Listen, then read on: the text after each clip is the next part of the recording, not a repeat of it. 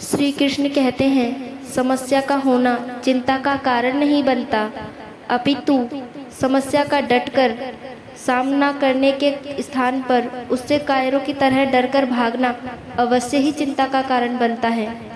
शिकायतें वहाँ होती हैं जहाँ एतबार ना हो, मेरा तो यकीन ही तुम हो, तो शिकायत कैसी। श्री कृष्ण कहते हैं, दुख में स्वयं की एक उंगली ही आंसू पोंछती है और सुख में स्वयं की 200 उंगलियां ताली बजाती हैं। जब स्वयं का शरीर ही ऐसा करता है तो दुनिया से क्या गिला और क्या शिकवा करना। जिंदगी में ज़्यादातर दुख इसलिए आते हैं क्योंकि हमने उनसे आशाएं रखी थी जिनसे हमें नहीं रखनी चाहिए थी।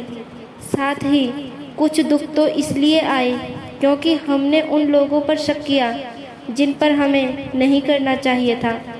मन की पीड़ा का कोई अंत नहीं और इसके लिए दूसरों को कोसने का कोई लाभ नहीं। इसका सरल उपाय यह है कि आप अपने मन को ईश्वर को समर्पित कर दो। ईश्वर के साथ जुड़ते ही जीवन में खुशियों का, सुकून का, संयम का, सहन शक्ति का, प्रेम का, ऊर्जा का, जीवन की सही राह का, संतुष्टि का आरंभ जरूर हो जाता है और हम मन की पीड़ा से कैसे मुक्त हो जाते हैं यह पता भी नहीं चलता।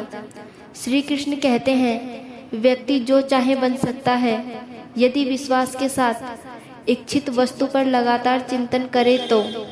श्री कृष्ण कहते हैं, सत्य को सिद्ध करने के लिए किसी को भी सिद्ध करने की जरूरत नहीं, क्योंकि सत्य खुद ही सही समय पर स्वयं सिद्ध हो जाता है। प्रहलाद जैसा विश्वास हो, भिलनी जैसी आशा हो, द्रौपदी जैसी पुकार हो, मीरा जैसा इंतजार हो, तो कृष्ण को आना ही पड़ता है।